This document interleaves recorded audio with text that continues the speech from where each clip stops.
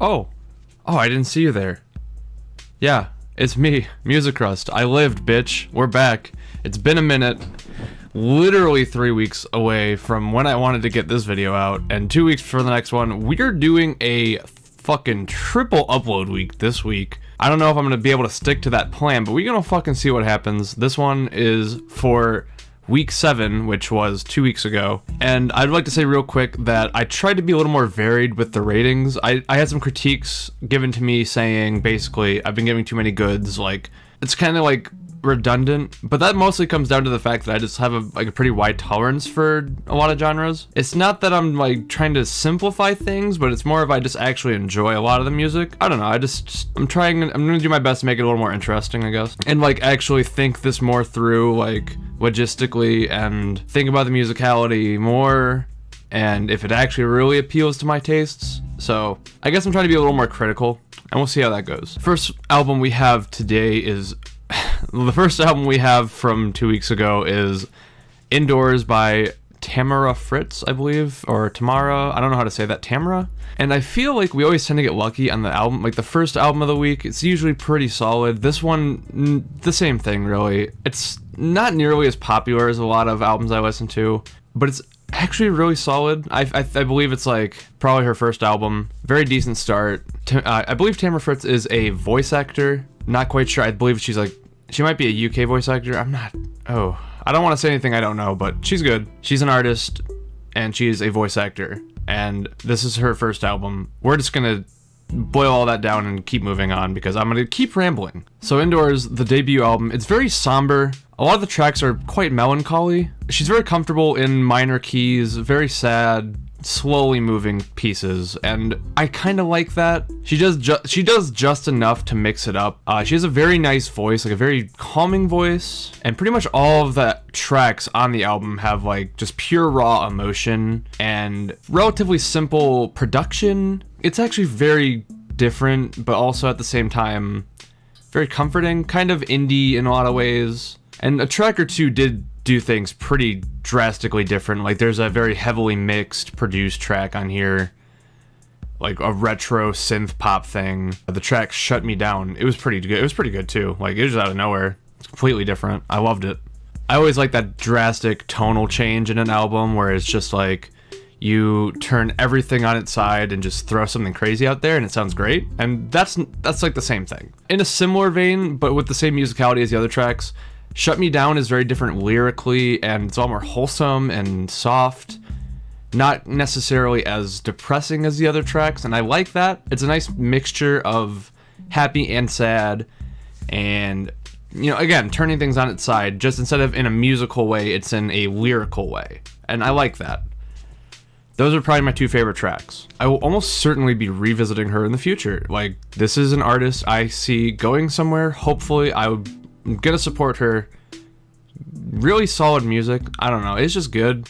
It's a good introduction to hopefully a budding career, I would say. And I know I literally just got done talking about the whole scale, but I would put this on a good. I mean, it's just good. I think this might be like the only good I've given this week, so I mean, there's that. Second album is an artist that I know relatively well, 4 Year Strong's self-titled album. I haven't really listened to them in a long time. This was a decent listen. My first experience with them was quite a while ago, like I just said. When I heard their 2010 effort, Enemy of the World, I enjoyed that quite a bit back in the day. Like, I listened to that album a good bit, and this album sounds very similar to that old one. Like, there has not been much progression, more definition of what they've already been doing well in the first place, which I know not all artists will evolve and change their sound. And I appreciate the fact that they're still going strong. No pun intended. They've just kind of been rounding out their sound, and it's done a good job for them, I think.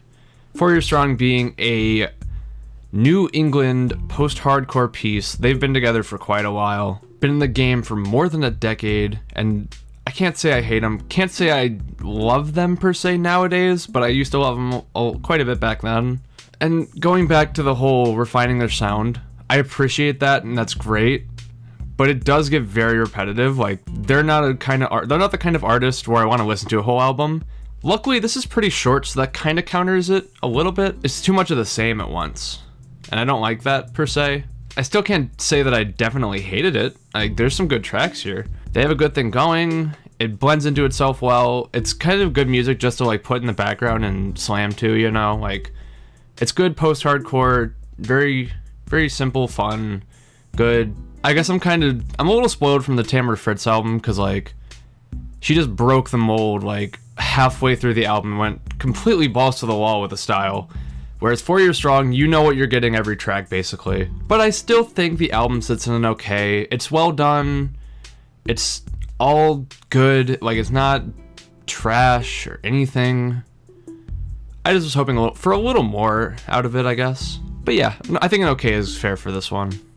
Album numero tres is one that I knew I would love coming into it, basically, because I've heard the 3 big singles. I love this band. It's just fantastic. No Doubt's Tragic Kingdom. It's just a good listen. This is one of those artists like I grew up listening to quite a bit.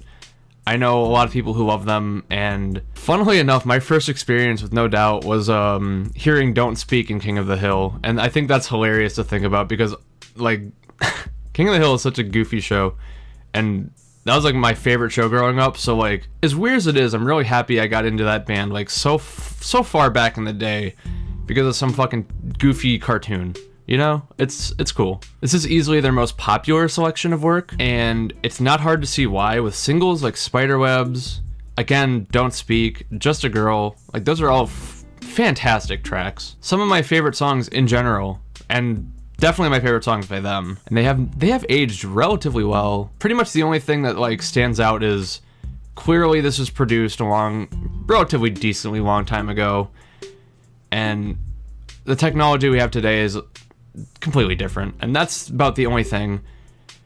If this album was ever remastered, that would be fantastic, and I would love that. But as it stands, it's fine as it is. I love it. There are a couple sleeper tracks I actually really liked on the album that, you know, you don't get out of the singles, like Different People and You Can Do That, or You Can Do It. They just struck the right note with me, and I'm happy I, gave it a shot. The album consists of very unique and varied ska instrumentals and sounds that like you don't get out of a lot of modern pop music. It's not even that much from like a decade ago or a little bit longer, because ska is kind of dead, and for some reason No Doubt just stood at like the very top, like compared to any other ska artists ever.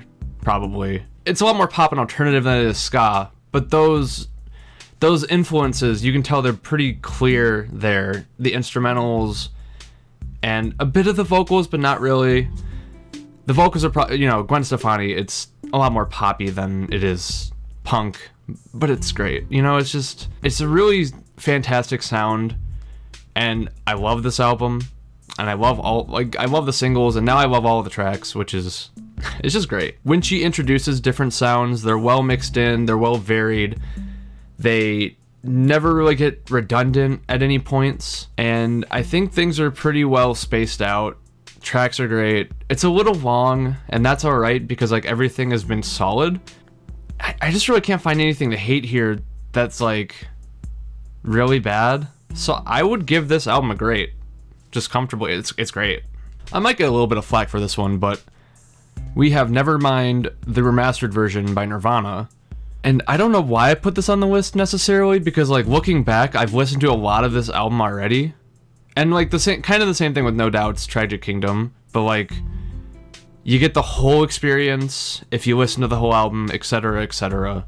Nevermind Nirvana is one of the biggest, if not the biggest grunge album, it's one of the biggest ever produced. And like I've gone over before, I just don't think grunge is necessarily my genre. Like, the album's very influential, and it definitely has a lot of history behind it, but like I love the hits for the most part, but all the tracks in between were like alright, to literally like the end track was just so bad, like Endless Nameless, I believe it was called. It was just garbage. I don't know, like at the very worst, I would say that they're not worth listening to, whereas all of the hits, you can go back to.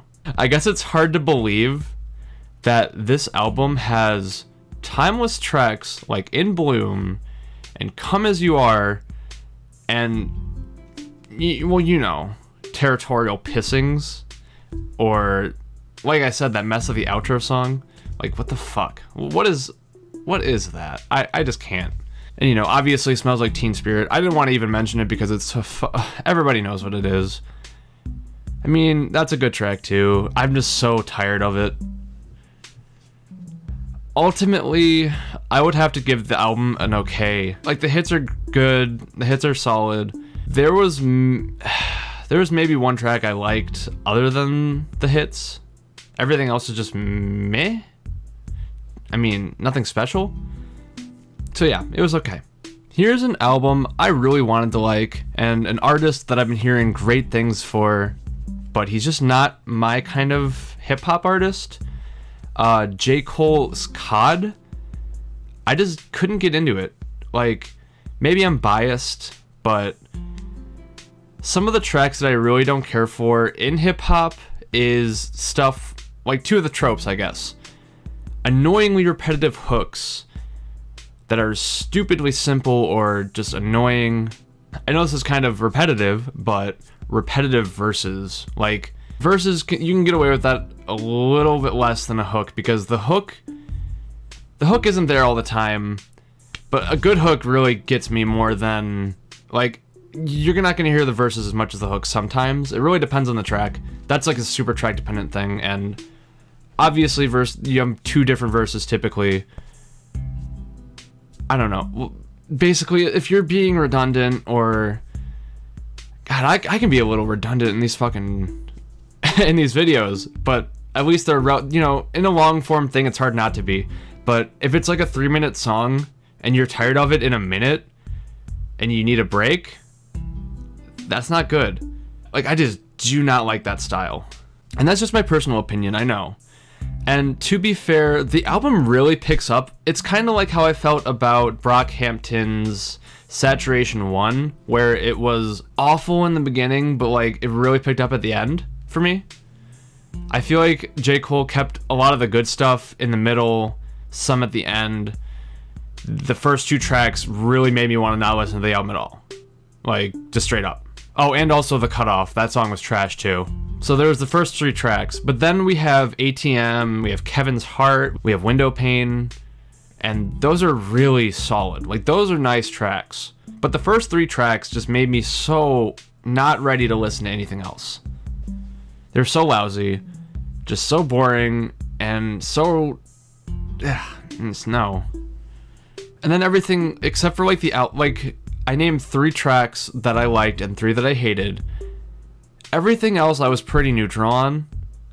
So ultimately I would give this probably a highish neutral. I don't know what to think about this album. It's either really good, really bad, or it's there. There is an in between, but there's no high, there's not like there's really good, really bad, and then the rest is good. Like, the good and the bad even themselves out, and then what we have left is nothing. So I'm neutral. Like, I'm just almost straight neutral. I'd say there's more redeeming qualities than there are not, so I say highish neutral, but it ain't far. It's just slightly better than nothing, I guess. Maybe an older album by J. Cole, maybe something that's like more acclaimed, because this is his new album and hasn't had that much time to grow, and like, I'm not sure. I've never listened to any of his old music, and my opinion of him might change a bit if I go back. So we'll see what happens. But for right now, he hits a pretty neutral spot for me. We're almost done with this week. We have next Nothing Was the Same by Drake. This was the goddamn album with Started From the Bottom, and I thought that was a fucking Lil Wayne song, so when I heard it, I'm like, oh no, I don't want to hear this fucking garbage again. I went back in time. I'm like, ugh, Started From the fucking Bottom, now we're here. For real, like, shit. I'm very conflicted with this one. Not as bad as J. Cole's, because there's actually a lot of decent quality tracks in here, and like something like Hold On We're Going Home and like The Language, I liked those a lot. Those are amazing. And even started from the bottom, even though I fucking joke about it, like the track itself, it's cringy, but it's not terrible. Like the hook is stupid and the hook makes me mad, but the verses themselves are actually kind of crisp, and I'm not going to deny that. I listen to things like Own It and 305 to My City, and I'm just like, those are nothing special at all. It's not bad, but the big picture, it's like altogether, I can't say it's better than okay. Because there's just some tracks where I'm like, okay, this is just bad. This is the kind of thing I don't want to listen to at all. I will say, I like the beats and I like the production on a general level, but some of the sampling choices really had me wondering. It was kind of like when I listened to Sweetener by Ariana Grande, where I'm just like, what's with all these fucking low fidelity moany sounds? Like, that's not hot, that's not fucking nice, just sounds stupid. And I think it's not a big detractor, like it doesn't ruin a song for me, like it's pretty subtle, it's in the background audio, but it's there and it's annoying. And like, just don't have it. Like that's all you gotta do, just don't have it. Final track is Isolation by Kelly Uchis, I believe. I think that's how you say her name. I know one of the tracks had like one of her features was saying her name, but I don't remember because this was like I probably should have wrote that down. Oh well. Fuck it, we're doing it live. Not really. I could never live stream one of these. I edit so much shit. Holy fuck. I've never heard of Kelly Uchis before, so I had a lot of like curiosity but no real expectations. But honestly, it's pretty damn nice. Kelly's vocals are very enjoyable. The production is on point. And nothing ever really feels repetitive or lousy. And I guess she's been making music since 2012. But it seems 2018's Isolation is her first full LP, and it's clearly done well to push her reputation. Isolation is chock full of chill R&B goodness, and I didn't find myself tired of it really at any point. There are not really any there's not really any weak tracks to note that I really didn't care about. The only thing I'd say is I didn't really understand Nuestro Planeta, mostly because I couldn't understand it. But like, I don't understand Despacito, and I love Despacito, so I don't know, Chief. I'm sorry, I'm in a Chief mood right now. On the other hand, After the Storm and Just a Stranger were some of my favorites here. And the album, it really hits like a good spot. I would say it's like, mostly because of the consistency. Like, I don't feel like Kelly really misses a mark in any of the tracks. It's just really chill. Like, it's something that I can just play and like feel calm to. Like, there's some subject matter in here that it's not really chill at all, but the music, like a lot of the music, is pretty calming. I don't know, it's good. I'll leave it at that. Alright, time spent this week, 5 hours and 25 minutes, one of the shorter weeks, I believe. All time so far after this week, again, 38 hours and 39 minutes. The longest album was actually a tie between Tragic Kingdom and Nothing Was the Same. They're both 59 minutes. I don't really count seconds. I probably should. I should probably start rounding up those minutes too. Imagine how inaccurate this shit's gonna be at the end. Oh my goodness. But the shortest album is Indoors by Tamara Fritz, which I believe was 32 minutes. My favorite was Tragic Kingdom, easily.